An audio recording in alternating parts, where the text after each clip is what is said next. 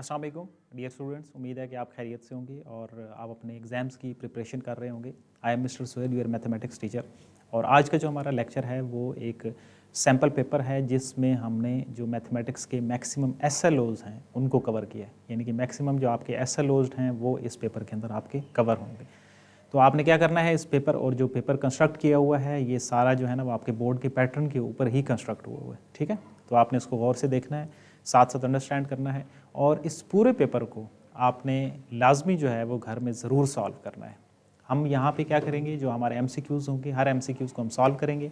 जो हमारे शॉर्ट और लॉन्ग क्वेश्चंस होंगे उनके मैं आपको थोड़े थोड़े हिंट दूंगा कि उनका सोल्यूशन कैसे पॉसिबल है और कंप्लीट जो उनके सोल्यूशंस हैं वो आपको क्या करने हैं, लाजमी सॉल्व करने हैं, क्योंकि ये बहुत इंपॉर्टेंट इसके अंदर क्वेश्चंस मौजूद हैं। So move to the MCQs. हर एमसीक्यूज़ को देखते हैं, साथ साथ जो भी आपको आता होगा आपने खुद से आंसर करना है ताकि आपकी भी प्रिपरेशन होती रहे।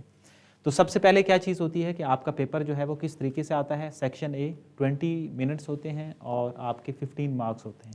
वर्जन नंबर, पहले प्रीवियस जो पेपर था उसके अंदर मैंने आपको एक्सप्लेन किया था कि एमसीक्यूज़ जो हैं वो शफल किए जाते हैं ताकि स्टूडेंट्स जो है वो एक दूसरे का देख ना सकें। Next one is roll number का। यहाँ पे जब कॉलम्स होता है, आपका रोल नंबर सपोज ये है, तो आपने क्या करनी है, बबल्स को फिल करना है। 1 की जगह पे 1 को आपने फिल कर दिया, नेक्स्ट वन आपने 5 को फिल कर दिया, नेक्स्ट आपने 2 को फिल कर दिया, नेक्स्ट वन इज़ 0, फिर उसके बाद 4, 2 एंड 7। उसके बाद क्या है, इन्वेजिलेटर का जो साइन है, जो आपके इन्वेजिलेटर होंगे वो साइन करेंगे और यहाँ पे क्या है, कैंडिडेट के सिग्नेचर होंगे जिस पे आपने अपने साइंस करने। तो ये तो ओवरऑल हो गया जिसमें आपने पेपर को क्या करना है, स्टार्ट करना है। सबसे पहले क्या करनी है चीज़ें, आपने अपना जो रोल नंबर है उसको लाजमी से एंटर करना है। अब हम मूव करते हैं अपना जो एमसीक्यूज़ का पोर्शन है उस पे, और एमसीक्यूज़ को भी हमने जो कंस्ट्रक्ट किया हुआ है वो according to the board pattern है, कि जिसमें बोर्ड के जो एमसीक्यूज़ आप एक दफ़ा 9th का पेपर दे चुके हैं तो आपको इस चीज़ का आइडिया है कि पेपर के एमसीक्यूज़ किस तरीके से आते हैं, बबल को कैसे फिल करते हैं। First one, which of the following type represents, ठीक है, x-3 और x+3 इज इक्वल टू 0, ये क्या चीज़ है, ये क्वाड्रेटिक इक्वेशन है, ये लीनियर इक्वेशन है, ये क्यूबिक इक्वेशन है, या ये प्योर क्वाड्रेटिक इक्वेशन है। ठीक है, अब खिज़र ने फर्स्ट का आंसर किया है प्योर क्वाड्रेटिक, मींस 1, ए आपने कहा है क्वाड्रेटिक इक्वेशन। अब इसको हम थोड़ा सा एक्सप्लेन करते हैं। देखिए x-3 और x+3 है ना, तो अगर इनको हम मल्टीप्लाई करें तो x² - 9 इज इक्वल टू 0। ठीक है, अब देखिए क्वाड्रेटिक इक्वेशन क्या होती है, क्वाड्रेटिक इक्वेशन होगी ax² + bx + c is equal to 0। और अगर b जो है वो 0 की इक्वल हो जाए, सिर्फ आपके पास x² और c बच जाए, तो वो क्या बन जाती है, वो प्योर क्वाड्रेटिक बन जाती है। अब देखें इसके अंदर तो b की वैल्यू है ही नहीं, तो ये क्वाड्रेटिक नहीं होगी, ये प्योर क्वाड्रेटिक इक्वेशन होगी, यानी कि जिसमें x² a की वैल्यू है, फर्स्ट वन है, और लास्ट जो कॉन्स्टेंट्स की वैल्यूज हैं। तो D is the right option. आप डी को जो है वो क्या कर देंगे, सर्कल कर देंगे। अब जो आपने क्वाड्रेटिक जिस बेस पे कहा है वो भी इस लिहाज से है कि आपकी अब उसकी क्वाड्रेटिक एक जनरल आपको टर्म जो है वो पता है कि ax² + bx, जिसमें स्क्वायर आएगा तो वो क्वाड्रेटिक बन जाएगी। बट इनकी जो स्पेसिफिक कंसिडरेशन है उसमें क्या है, ये जो एक्यूरेट है वो क्या है, प्योर क्वाड्रेटिक होगी। सो आई होप आपको ये जो एमसीक्यूज है ये क्लियर होगा। Next one, for what value of k has equal roots. अब इसमें क्या है, डिस्क्रिमिनेंट का केस है। डिस्क्रिमिनेंट के जो 4 से 5 सारी जो टाइप्स हैं वो आपको पता होनी चाहिए कि b² - 4ac इक्वल टू 0 हो तो क्या होता है, less than 0, greater than 0, perfect square and not perfect square, ये सारे केसेस होते हैं जो आपको पता होने चाहिए। अब उसमें क्या है कि k की वैल्यू आपने फाइंड आउट करनी है और इक्वल रूट्स हैं। इक्वल रूट्स का क्या मतलब है कि जो डिस्क्रिमिनेंट है वो 0 की इक्वल है, यानी कि b² - 4ac is equal to 0। अब मैंने क्या कहा है आपको कि आपको जो चारों केसेस हैं वो पता होने चाहिए। अब इक्वल का केस है तो b² - 4ac 0 के इक्वल। अब b की वैल्यू क्या है, b में क्या है, k चीज़ है, तो k का square -4 2 × 3 = 0, means 4 2 = 8 3 = 24। So k² is equal to 24। Square को आपने ख़त्म करना है क्योंकि आपको सिर्फ k की वैल्यू चाहिए। सो k इज इक्वल टू 24 का अंडर रूट। अब इस अंडर रूट के लेने के दो तरीके हैं, एक आप डायरेक्ट जो है वो कैलकुलेटर से भी फाइंड आउट कर सकते हैं, और दूसरी चीज़ क्या है कि ये 24 है, 24 की आप क्या करेंगे, फैक्टराइजेशन करेंगे, 2 12 2 6 2 3, तो ये आपका जो आंसर बनेगा 2 इंटू 6 अंडर रूट बनेगा और प्लस माइनस आएगा, यानी कि आपका जो सी है वो राइट ऑप्शन है। अब कुछ स्टूडेंट अगर आप प्लस माइनस को कंसीडर नहीं करेंगे या आपको पता नहीं होगा कि अंडर रूट का अगर रिमूव करते हैं तो प्लस माइनस आता है, तो कुछ स्टूडेंट इसका ए भी आंसर करेंगे, but the accurate answer is C. तो आपने क्या करना है, सी को फिल करना है। और मासीरा ने आंसर ठीक किया है, खिजर ने भी आंसर ठीक किया है, अरीबा आपका भी आंसर ठीक है। सो ये था हमारा सेकंड एमसीक्यूज। अब हम जाते हैं अपने नेक्स्ट एमसीक्यूज पे, जिसमें आपके पास कम्प्लेक्स नंबर्स के बारे में एमसीक्यूज है। रियल पार्ट कौन सा होता है, कम्प्लेक्स कौन सा होता है, कौन सी चीज़ें कम्प्लेक्स होंगी, जिसमें आपके पास आयोटा जो है वो इन्वॉल्व हो जाएगा, तो वो कम्प्लेक्स नंबर्स बन जाएंगे।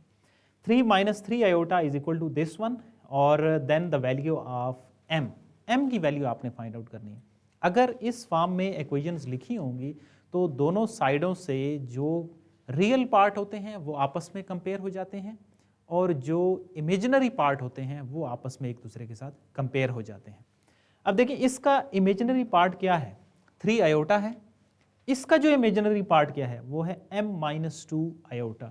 तो हम क्या करेंगे, -3 iota is equal to m minus 2 iota, ये आपस में कंपेयर हो जाएंगे, क्योंकि बेसिकली हमें m की ही वैल्यू चाहिए। अगर 3 को 3 के साथ कंपेयर करेंगे तो हमें कुछ भी वैल्यू नहीं मिल रही है। अब इधर से क्या होगा, -3 is equal to m minus 2। So यहाँ से ये जो -2 है आप इसको दूसरी साइड पे शिफ्ट करेंगे तो m की वैल्यू आपके पास क्या आएगी, -1 के इक्वल आएगी, यानी कि m इज इक्वल टू -1। एक स्टूडेंट ने आंसर किया है थर्ड का A, खिजर आपने कहा है थर्ड का D जी। अब देखें थोड़ी थोड़ी इसमें मिस्टेक्स हैं, ठीक है। अब अगर कुछ स्टूडेंट इसी को माइनस को ही दूसरी साइड पे शिफ्ट करेंगे तो वो 5 भी आंसर बन रहा है जो कि खिजर बना रहे हैं, ठीक है, but the accurate answer is -1, ठीक है। और ए आपका आंसर है, ए को आपने क्या कर देना है, फिल अप कर देना है। नेक्स्ट पे आते हैं अल्फा बीटा रूट्स, यानी कि अब जनरलाइज्ड इक्वेशन क्या होती है, सम ऑफ रूट्स क्या होते हैं, प्रोडक्ट ऑफ रूट्स क्या होते हैं, इनकी जो डेफिनेशंस हैं वो आपको क्लियर होनी चाहिए। सम ऑफ रूट्स क्या होता है, -b/a के इक्वल होता है। जो प्रोडक्ट ऑफ रूट्स होता है वो किसके इक्वल होता है, वो c/a के इक्वल होता है, ये आपको पता होना चाहिए। Alpha beta are the roots, अगर अल्फा बीटा रूट्स हैं, सबसे पहले आप क्या निकालेंगे, इनके सम, जो भी इक्वेशन गिवन होती है उसका आप सम ऑफ रूट निकालते हैं और प्रोडक्ट ऑफ रूट निकालते हैं। अब सम ऑफ रूट इसका क्या आएगा, alpha plus beta is equal to -b/a। ये ऑलरेडी वैल्यू माइनस है, एक आप फार्मूले का माइनस एंटर करेंगे तो इसका आंसर बनेगा 1। और जो अल्फा बीटा यानी कि प्रोडक्ट ऑफ रूट्स होता है वो होता है c/a, तो उसका आंसर क्या बनेगा, -1। अब आपने ये जो गिवन रूट्स हैं 2 अल्फा और 2 बीटा, इनका आपने जो है वो प्रोडक्ट निकालना है, प्रोडक्ट निकालना है, means 2 alpha and 2 beta, sorry ये बीटा है, ये बन जाएगा 4 अल्फा बीटा।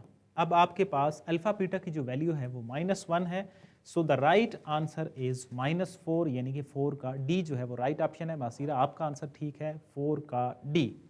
तो डी को आपने क्या कर देना है, बबल कर देना है। अब इसके बारे में मजीद थोड़ा सा अंडरस्टैंड कर लें कि हाफ इसको नहीं फिल करना, आपने कंप्लीट फिल करना है, ये भी गलत होगा, इस तरह फिल करेंगे वो भी गलत होगा, और इस तरह फिल करेंगे तो वो भी गलत होगा। तो इस तरह आपने कंप्लीट क्या करना है, उसको फिल अप करना है। नेक्स्ट वन मैट्रिसेस का एमसीक्यूज है, what is the value of y if. अब देखें जो भी एमसीक्यूज आएंगे वो एक अच्छा एमसीक्यूज वो होता है जो 1 से 1.5 मिनट में हल हो जाता है। अब कई दफ़ा क्या होता है, अब जिस तरह इस एमसीक्यूज को अगर आप देखेंगे तो ये ऐसे दिख रहा है कि जैसे इसमें मल्टीप्लिकेशन करनी है और ये लेंथी एमसीक्यूज है, हालांकि ऐसा नहीं है। अब क्या है कि वैल्यू y की वैल्यू क्या है, दो मैट्रिसेस आपस में मल्टीप्लाई हो रहे हैं और इक्वल की कंडीशन दी हुई है। अब देखें ये जो मैट्रिक्स है इसको आपको क्या समझना है कि ये जो मैट्रिसेस आपस में मल्टीप्लाई हो रहे हैं। अब देखें अगर आप इसको मल्टीप्लाई करेंगे तो ये तो बहुत लेंथी हो जाएगा। आपने ये देखना है कि ये जो मैट्रिक्स मल्टीप्लाई हो रहा है ये कौन सा मैट्रिक्स है, ये है आइडेंटिटी मैट्रिक्स। जब आइडेंटिटी मैट्रिक्स किसी के साथ भी मल्टीप्लाई होगा तो कोई फर्क नहीं पड़ेगा, मैट्रिक्स वैसे का वैसा रहेगा। मीन्स जो आपकी लेफ्ट साइड है उसमें रहेगा 3, 5, 8 and y plus 9 is equal to 3, 5, 8 and -2y। अब अगर आपको आइडेंटिटी जो मैट्रिक्स है उसकी डेफिनेशन क्लियर होगी तो फिर आप एक लाइन में इसको अटेम्प्ट कर सकते हैं। फिर दूसरी चीज़, इक्वल मैट्रिसेस क्या होते हैं, जिनमें क्या होता है, ऑर्डर सेम होता है, और दूसरा उनकी जो भी करस्पॉन्डिंग एंट्रीज होती हैं वो सारी एक दूसरे के साथ सिमिलर होती हैं। करस्पॉन्डिंग का क्या मतलब है, हर जो एंट्री है वो एक दूसरे के साथ सेम है। मीन्स हमें y की वैल्यू चाहिए, so y plus 9 is equal to -2y। एक स्टूडेंट ने आंसर किया है 5 का b, लेट्स सी, देखते हैं खिजर आपका भी आंसर है 5 का b। सो ये -2y है, आपको y की वैल्यू निकालनी है, तो y plus 2y is equal to -9, ये जो 9 है इसको दूसरी साइड पे शिफ्ट कर देंगे, so 3y is equal to -9 and y is equal to -3। ठीक है जी, y का जो वैल्यू है वो -3 आ रही है, यानी कि 5 का जो राइट आंसर है वो b है, और 2 स्टूडेंट ने आंसर ठीक किया है। तो b को हम क्या कर देंगे जी, बबल कर देंगे, यहाँ पे थोड़ी सी स्पेस कम है तो 5 में b को आपने क्या कर देना है, सर्कल कर देना है। नेक्स्ट थोड़ा सा ट्रिकी एमसीक्यूज डाला है मैंने। इफ देखिए ज़्यादातर क्या होती है मैपिंग में, ज़्यादा जो आप देखते हैं उसमें यही होता है, f एक मैप है a से b लेकिन यहाँ पे जो एमसीक्यूज मैंने डाला है उसको थोड़ा सा चेंज कर दिया है, b से a कर दिया है। अब अगर आप उसको गौर नहीं करेंगे, और इसी तरह यहाँ पे भी देखें तो जो एरो है वो भी रिप्रेजेंट कर रहा है कि b से a जो है ना वो मैपिंग हो रही है। आपने जो रिजल्ट्स हैं वो बताने हैं कि ये ऑन टू फंक्शन होगा, इन टू फंक्शन होगा, इंजेक्टिव या नाडा फंक्शन होगा।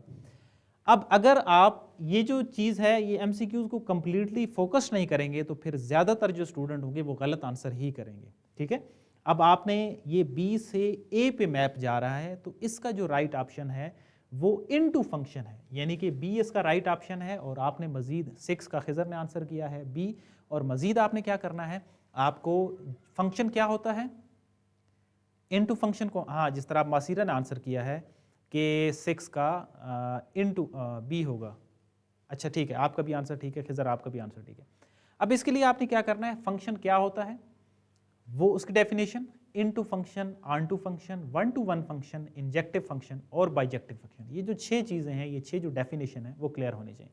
उससे रेलिवेंट आपके 6 डिफरेंट एमसीक्यूज जो हैं वो बन सकते हैं। अब फॉर एग्जांपल, अब ये इनटू फंक्शन कैसे है, जिसमें आप बताएं क्या होगा, रेंज जो है वो not equal to the set है, रेंज इस सेट के इक्वल नहीं है, तो ये इनटू फंक्शन हो गया।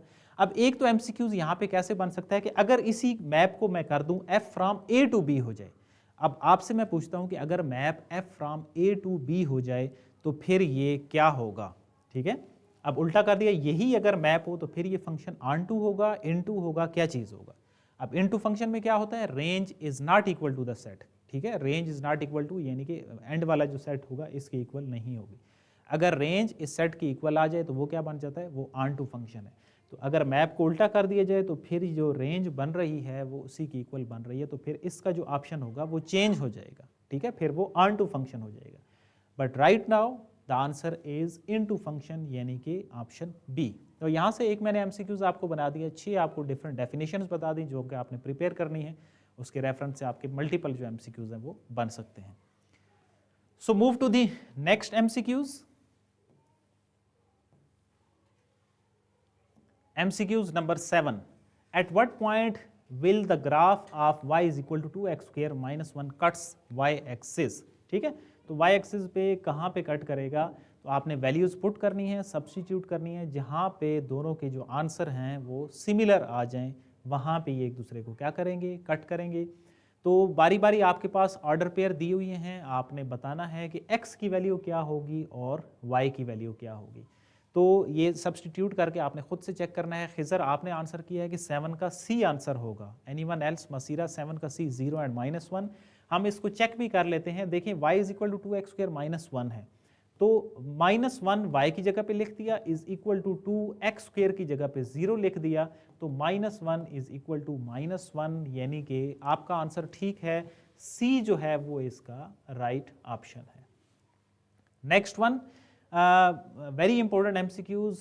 If x minus 5 mod is equal to -3, then the value of x की वैल्यू क्या होगी। खिजर आपने आंसर किया है 8 का कि D आंसर है, नो सोल्यूशन एग्जिस्ट। मसीरा आपका भी आंसर है 8 का D।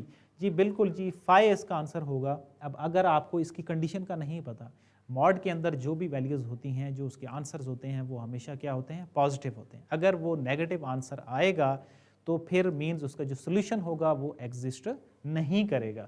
So d is the right option. इसके रेफरेंस से शॉर्ट क्वेश्चन भी अगर आ जाए, तो अगर मॉड आप सॉल्व कर रहे हो और मॉड का जो आंसर है वो नेगेटिव में आए तो वहाँ पे आप नीचे लिख देंगे कि नो सोल्यूशन एग्जिस्ट। और इसी तरह एमसीक्यूज़ के हवाले से तो ये बहुत इंपॉर्टेंट है कि अगर आंसर नेगेटिव होगा तो आप कहेंगे इसका सोल्यूशन क्या है, नो सोल्यूशन है, या इसका जो सोल्यूशन है वो फाई के इक्वल होगा।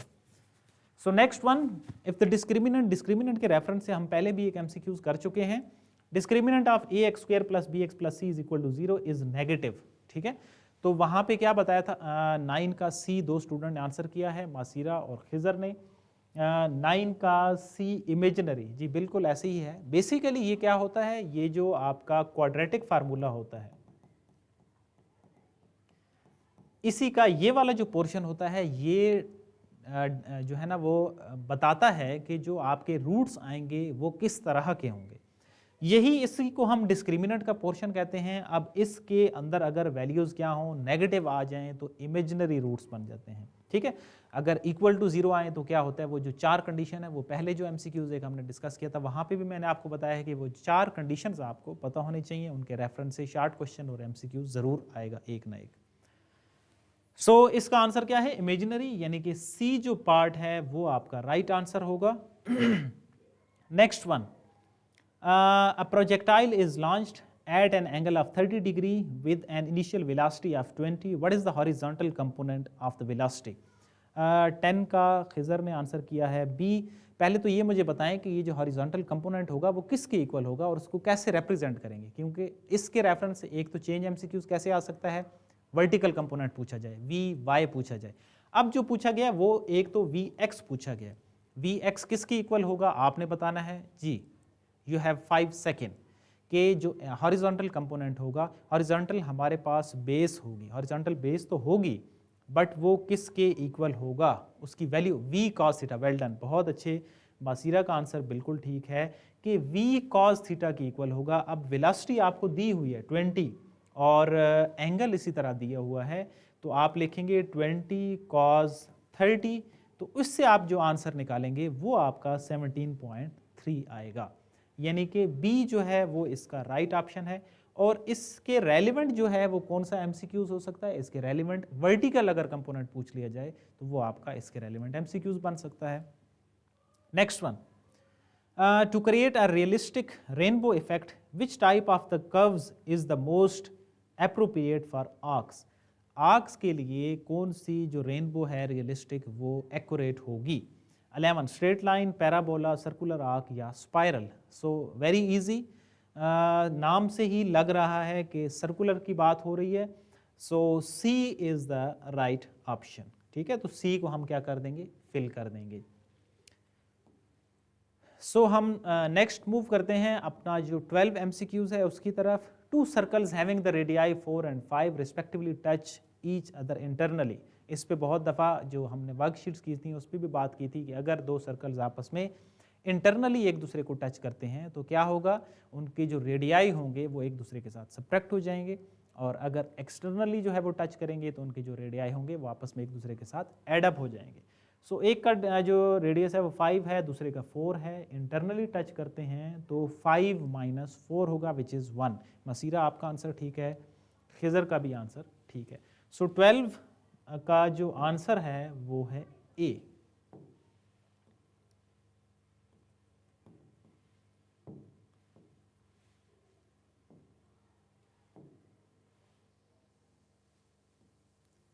नेक्स्ट एमसीक्यूज, इफ अल्फा और beta are roots of this then alpha minus beta. सिर्फ अल्फा माइनस बीटा आपने निकालना है। अब इसके लिए एक दो फार्मूलाज हैं वो आपको पता होने चाहिए, वो किसके इक्वल होते हैं। एक अल्फा प्लस बीटा इसका whole square plus alpha minus beta whole square, और एक है alpha plus beta whole square minus alpha minus beta whole square. ये किसकी इक्वल होगा, ये इक्वल होगा 4 अल्फा बीटा के, और ये इक्वल होता है 2 time alpha square plus beta square. तो यहाँ से आप अपना जो आंसर है उसको फाइंड आउट करेंगे, यानी कि अब आपको क्या चाहिए, अल्फा माइनस बीटा चाहिए ना। तो अल्फा माइनस बीटा का मसीरा आपने आंसर किया है -87 डिवाइडिंग बाय 4।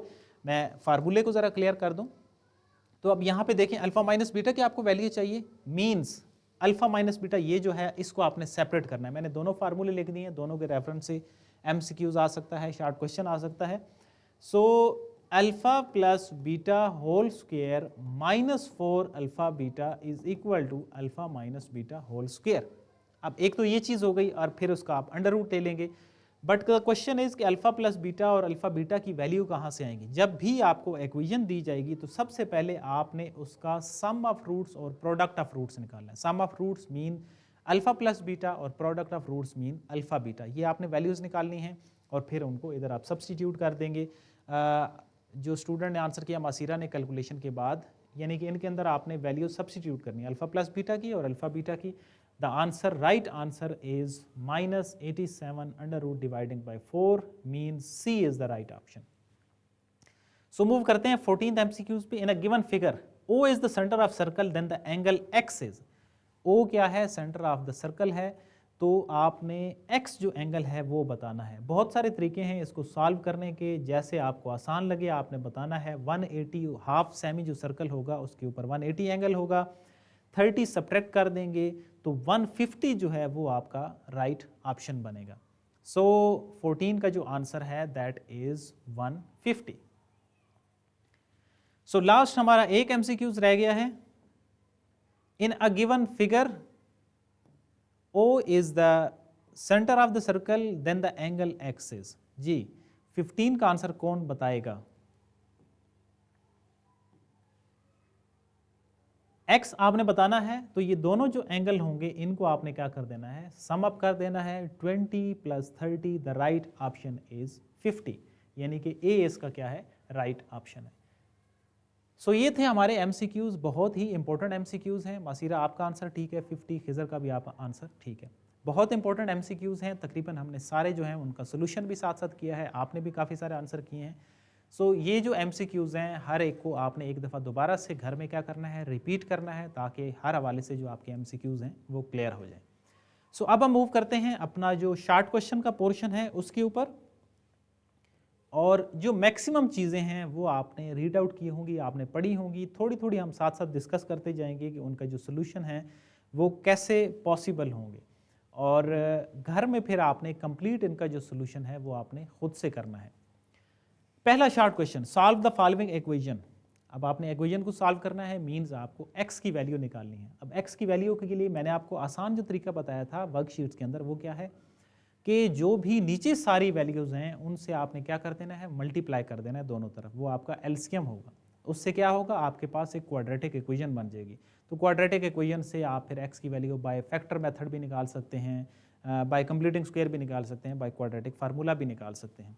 सो देखिए यहाँ पे नीचे है x, आपने क्या करना है, x को दोनों तरफ हर टर्म के साथ मल्टीप्लाई कर देना है।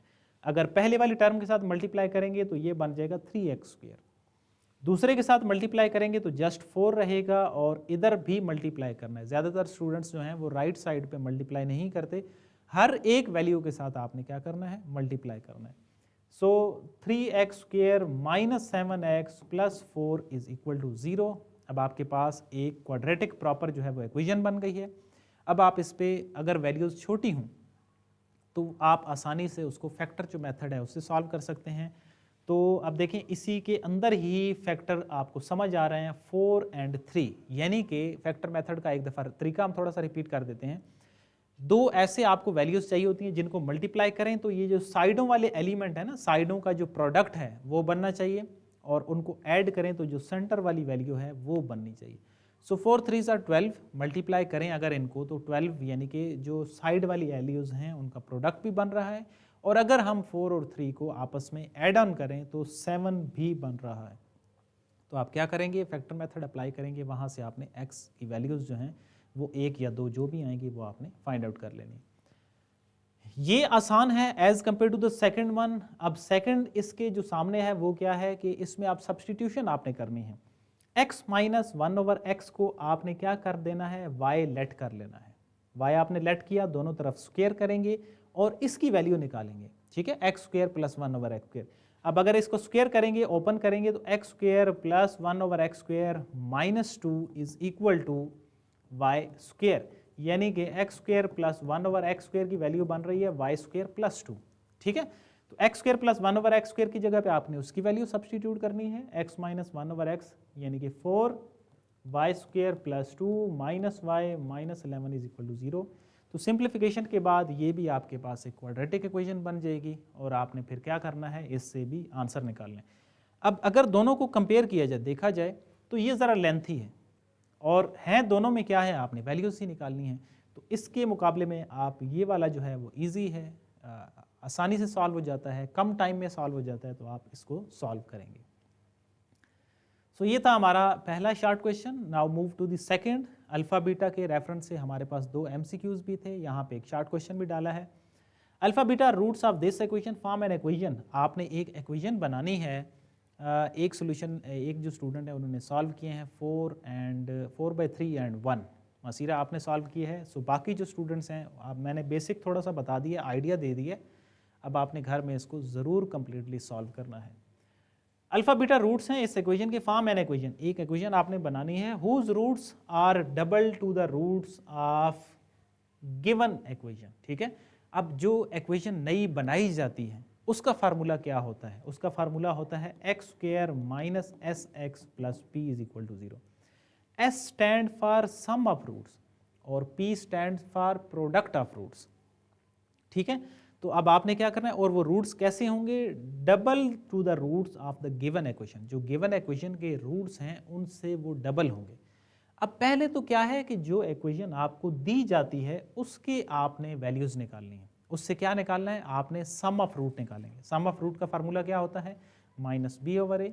जो प्रोडक्ट ऑफ रूट्स का फार्मूला होता है वो क्या होता है, c/a।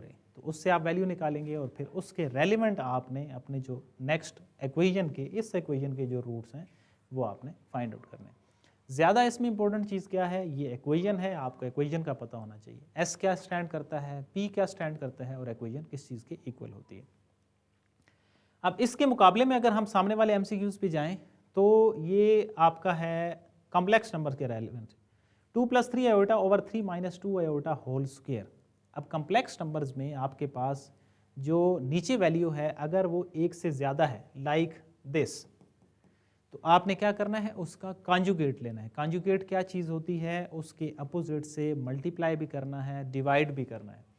अब यहाँ पे क्या है, स्क्वेयरिंग है, तो पहले आपने क्या करना है, फार्मूले को ओपन करना है। 2 + 3 आयोटा ऊपर का स्क्वायर नहीं है, नीचे आप पहले फार्मूला ओपन करेंगे, a - b whole square. Formula open करने के बाद अगर आपके पास 2 वैल्यूज़ बनती हैं तो आपने कॉन्जुगेट लेके उसको सिंप्लीफाई करना है और सिंप्लीफाई करने के बाद a + आयोटा b इस फॉर्म में लिखना है, यानी कि रियल पार्ट को आपने अलग करना है और जो इमेजिनरी पार्ट होगा उसको आपने अलग से सॉल्व करना है, अलग से लिखना है। सो अगर हम देखें इनके रेफरेंस से तो ये जो क्वेश्चन है ये कदरे इजी है as compare to this one, but अगर आपको ये इक्वेशन क्लियर है, रूट्स का पता है, तो फिर ये भी उसके मुकाबले में बहुत आसान क्वेश्चन है। Next question, sketch the graph. Graph आपने बनाना है, ग्राफ की बात आएगी तो मीन्स ये वाला जो होगा ये थोड़ा सा टाइम टेकिंग होगा, उसके मुकाबले में जो ये MCQs होगा वो थोड़ा सा लेस टाइम में सॉल्व हो जाएगा, बट आपको जो कंडीशंस हैं वो क्लियर होनी चाहिए। अब इसको अगर आपने ग्राफ बनाना है तो आपको सबसे पहले तो ये पता होना चाहिए कि क्वाड्रेटिक इक्वेशन है, क्वाड्रेटिक इक्वेशन का ग्राफ किस तरह का बनेगा, ये MCQs में भी पूछा जा सकता है। एक वर्कशीट के अंदर मैंने MCQs में आपको ये इसका जो MCQs है वो बताया भी था। वेल डन, खिजर ने आंसर किया है पैराबोला। क्वाड्रेटिक है तो मीन्स पैराबोला बनेगा। कैसे वैल्यूज सेलेक्ट करेंगे, 3-4 मेथड हैं वैल्यूज़ को सिलेक्ट करने के। आपने क्या करना है, एक तो सॉल्व करके फैक्टर्स निकाल लें, और वो भी आपको एक वर्कशीट के अंदर कंप्लीट समझाया हुआ है। ठीक है, तो आई होप कि आप इसको खुद से सॉल्व कर सकते हैं। 3-4 वैल्यूज़ पॉजिटिव, नेगेटिव, कम से कम 5-6 वैल्यूज़ का आप एक सेट लेंगे और फिर उसके अकॉर्डिंग आपने ग्राफ ड्रा करना है। This one is time taking. इसके मुकाबले में इस पे आ जाएं, A और B together can fill the tank in the 6 hour. ठीक है, A और B जो हैं वो एक टैंक को फिल करते हैं 6 घंटों में। A अलान कितना टाइम लेता है जी, अगर A अकेला टाइम लेगा तो वो 10 घंटे लेगा। और how long for B would it take. अब सबसे पहले क्या करना है, आपने इनको पर आवर में चेंज करना है। ठीक है, पर आवर के मुताबिक A की वैल्यू बनेगी 1/10 जो A का टाइम है, और जो B का टाइम है वो निकालना है, और कंप्लीट दोनों अगर करेंगे तो वो 6 घंटे हैं पर आवर, यानी कि 1 घंटे में से अगर निकाला जाए तो। अब ये वैल्यू मैंने लिख दी है, 1/b is equal to 1/6 minus 1/10। आपने एलसीएम लेके सॉल्व करना है। अगर एलसीएम आप लेंगे, सपोज अगर आंसर आता है 1/15, तो b जो होगा वो जो है वो 15 घंटे लेगा। अगर बी को अकेला इसको फिल करना पड़े तो बी क्या लेगा, 15 घंटे लेगा उस टैंक को फिल करने के लिए। तो ये थे हमारे तीसरा short question. Next one, the sum of 5 times a number and the square of number is 204, find the numbers. अगर कंडीशन, और दूसरा इसके मुकाबले में Cramer rule. This one is lengthy, ये थोड़ा सा शॉर्ट है, बट इक्वेशंस अगर आपको कंस्ट्रक्ट करना आती है तो सम ऑफ 5 टाइम्स अ नंबर, आपने इसको जो है वो पार्ट्स में डिवाइड कर देना है। अ नंबर क्या है नहीं पता, x हो गया। 5 टाइम्स अ नंबर क्या होगा, 5x हो जाएगा। And the square of number, square of number क्या हो जाएगा, x स्क्वायर हो जाएगा।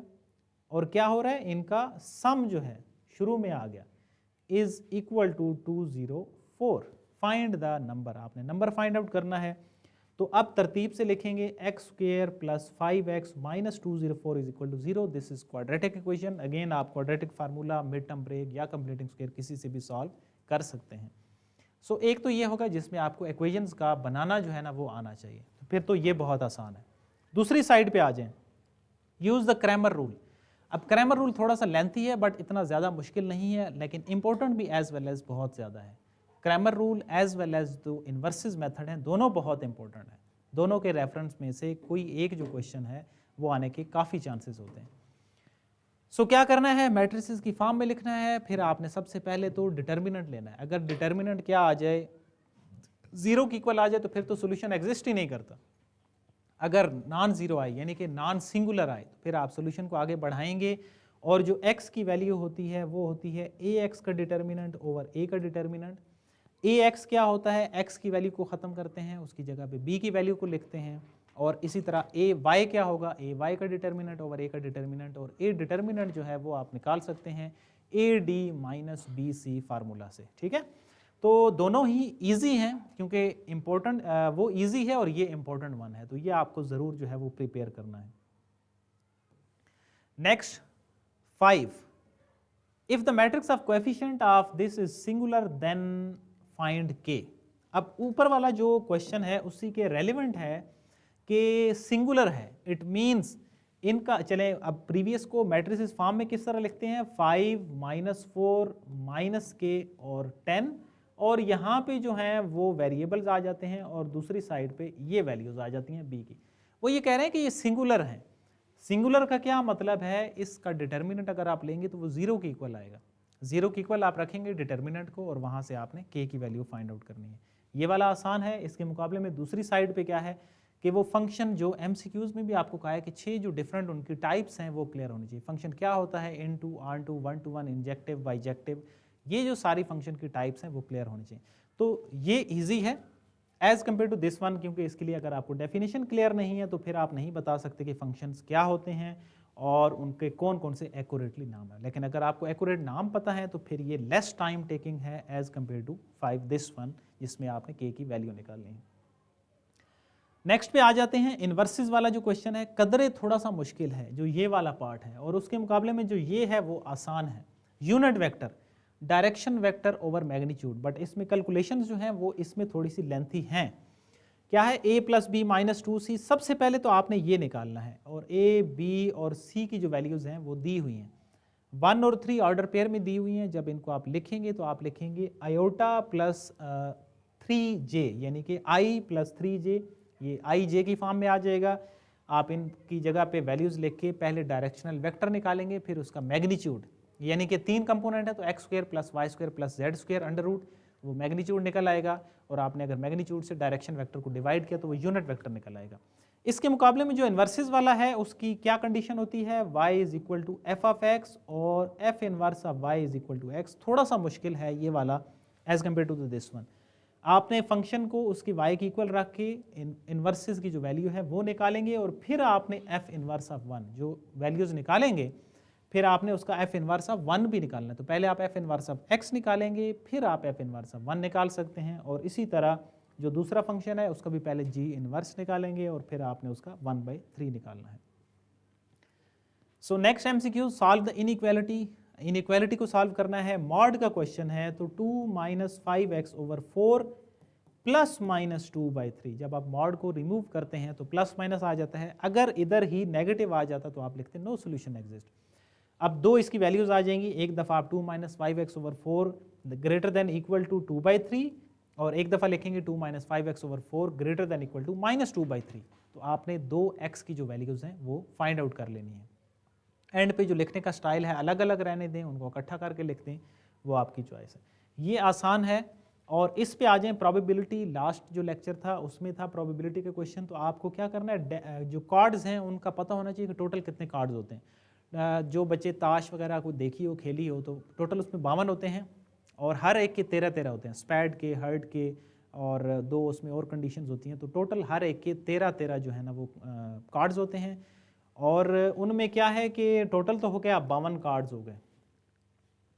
और आपने क्या करना है जी, one after the other without replacement. What is the probability of getting an ace of the spade. Ace क्या बोलता है, ए। सर सारे कार्ड्स की इंडिविजुअल जो प्रोबेबिलिटी है वो बता दें। सारे कार्ड्स की जो इंडिविजुअल प्रोबेबिलिटी होगी वो 13/52 होगी। चार इसमें टोटल जो है ना, इसमें टोटल जो है वो 4 तरह की कंडीशंस होती हैं। उनके जो नाम हैं वो होते हैं, एक तो आपका हो गया heart, diamond, club, spade. Hurt,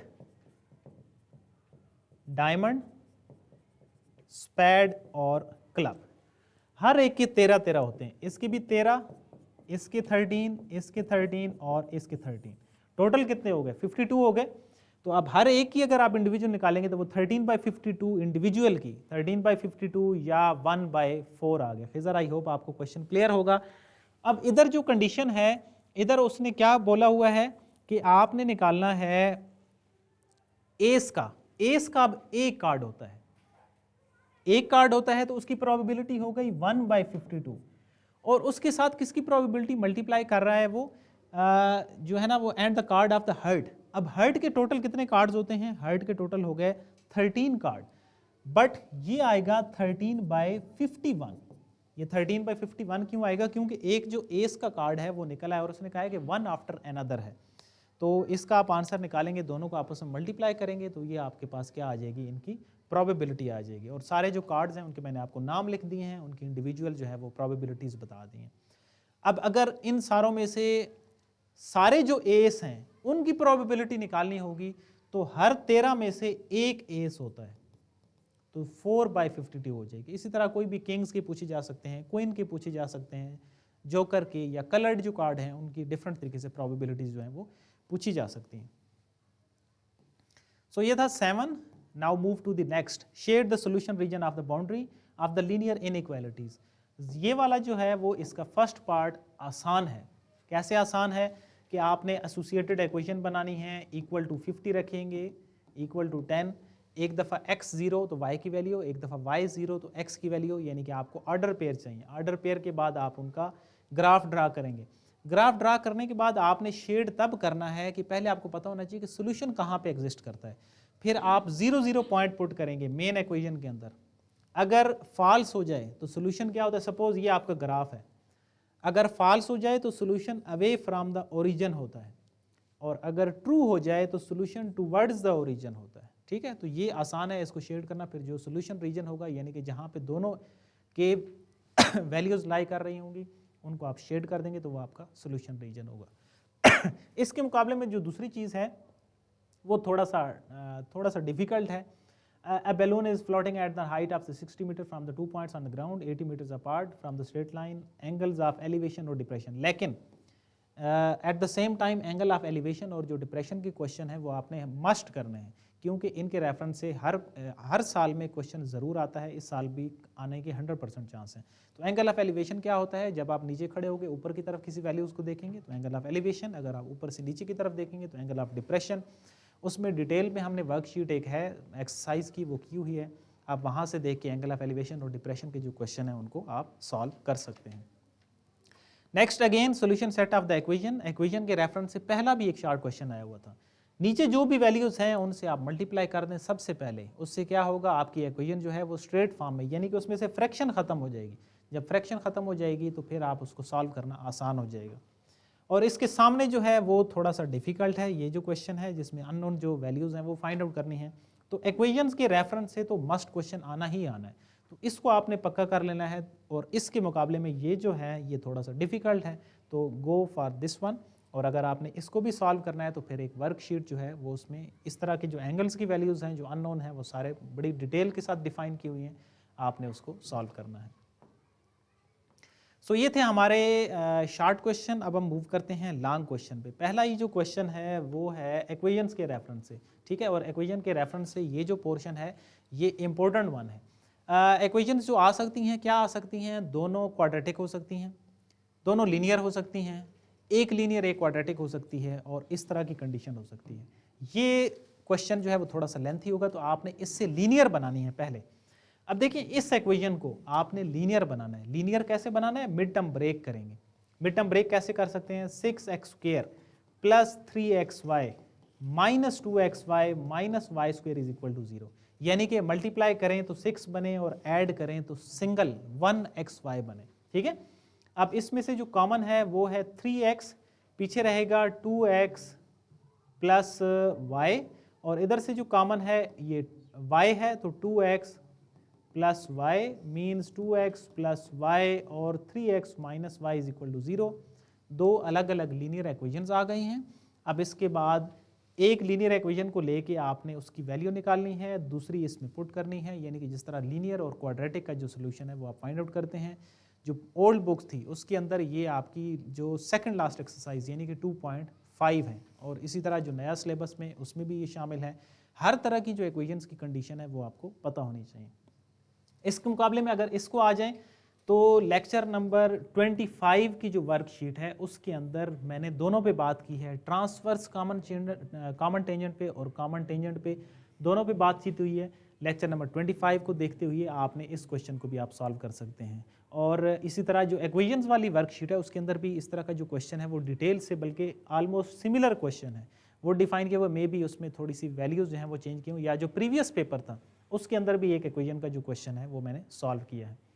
next पे आ जाते हैं, इंपॉर्टेंट प्रोबेबिलिटी वाला जो स्टैट्स वाला चैप्टर है उसके अंदर से वेरिएंस और इनके रेफरेंस से लेक्चर नंबर 28 की जो वर्कशीट है उसके अंदर इसको डिफाइन किया हुआ है, वेरिएंस, स्टैंडर्ड डेविएशन, इन सारी चीज़ों को। ये जो है वो मुश्किल इस सेंस में है कि फार्मूले क्लियर होने चाहिए। इसके मुकाबले में जो ये है ये आसान है। क्या करना है जी, क्वाड्रिलेटरल आपने लेनी है, क्वाड्रिलेटरल ले ली, उसकी चारों साइड्स ले ली, A, B, C और D। अब इन सारों के आपने मिड पॉइंट निकालने हैं। मिड पॉइंट आपको फार्मूला पता है, x की एवरेज, y की एवरेज, यानी कि x के एलिमेंट ऐड करके डिवाइडिंग बाई 2, y के एलिमेंट ऐड करके डिवाइडिंग बाई 2। फिर क्या कह रहे हैं कि उनको आपस में मिलाना है, और मिलाने के बाद आपने चेक करना है कि क्या ये मिड पॉइंट्स को मिलाने वाली जो चीज़ है ये पैरेललोग्राम बनती है या नहीं। पैरेललोग्राम कैसे बनेगी, ये जो मिलाने वाले पॉइंट्स हैं ई, एफ और जी, एच हैं सपोज, तो ई, एफ और एफ, जी, एच अगर आपस में इक्वल हों, ई, एच और एफ, जी अगर आपस में इक्वल हों तो ये पैरेललोग्राम होगी।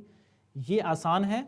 उसके मुकाबले में ये भी इजी है, लेकिन उसके लिए क्या होना चाहिए, आपको फार्मूले जो हैं वो क्लियर होने चाहिए। आप अगर इसको सॉल्व करना है तो लेक्चर नंबर जो 28 है उसमें ये डिटेल से सारा जो क्वेश्चन है हर एक को मैंने बताया हुआ है। कम्युलेटिव फ्रीक्वेंसी या ओगाइव कैसे लेते हैं, और एक्स बार क्या चीज़ होती हैं, क्लास मार्क्स क्या होती हैं, वो सारा इस लेक्चर के अंदर डिफाइंड है। Now move to the last question, solve the following. Graph के रेफरेंस से क्वेश्चन जो है वो ज़रूर आएगा शॉर्ट क्वेश्चन में या लॉन्ग क्वेश्चन के अंदर। आपके पास दो वैल्यूज़ हैं, ग्राफिकली आपने उनको रिप्रेजेंट करना है। वैल्यूज़ कैसे सिलेक्ट करते हैं इस पर पहले भी बात कर चुके हैं। एक्स के 2-4 पॉजिटिव 2-4 नेगेटिव, दरमियान में 0 रख के आप सिलेक्ट कर सकते हैं। और दूसरी साइड पे इसका जो क्वेश्चन है इक्वेशन का सोल्यूशन आपने करना है, और ये कौन सी इक्वेशंस हैं, ये कॉम्प्लेक्स इक्वेशंस है। तो आपने सबसे पहले तो फार्मूला ओपन करना है। फार्मूला ओपन करने के बाद इनको आपस में कंपेयर करना है। इसके रेफरेंस से हम एक MCQs भी जो है वो भी हमने सॉल्व किया है। फार्मूला ओपन करें, फार्मूला ओपन करने के बाद रियल पार्ट को रियल से कंपेयर करें, इमेजिनरी पार्ट को इमेजिनरी से कंपेयर करें, दो आपके पास इक्वेशन आ जाएंगी। उन इक्वेशंस को आपने क्रैमर रूल, इन्वर्स मेथड से भी सॉल्व कर सकते हैं, या वैसे इक्वेशंस को सॉल्व करना चाहें जो मेथड आपको आता है, एलिमिनेशन, सब्सटीट्यूशन, जो जिस तरह ये वाला क्वेश्चन है इक्वेशन को सॉल्व करने का, तो उस रेफरेंस में भी आप सॉल्व कर सकते हैं। सो ये था इम्पोर्टेंट हमारा पेपर जो कि SLO बेस्ड है। मैक्सिमम जो SLOs हैं वो इस पेपर के अंदर आपके क्लियर होते हैं, कवर होते हैं। और आपने क्या करना है, इस पूरे पेपर को मस्ट सॉल्व करना है। अगर आपने इसको सॉल्व कर लिया तो आपकी जो प्रिपरेशन है वो काफ़ी हद तक बेहतर हो जाएगी। और ये जो तकरीबन क्वेश्चन डाले गए हैं ये बहुत इंपॉर्टेंट भी हैं। सो मस्ट सॉल्व इट, इंशाल्लाह you will get good marks in the final exam. So see you in the next class, till then अल्लाह हाफिज़।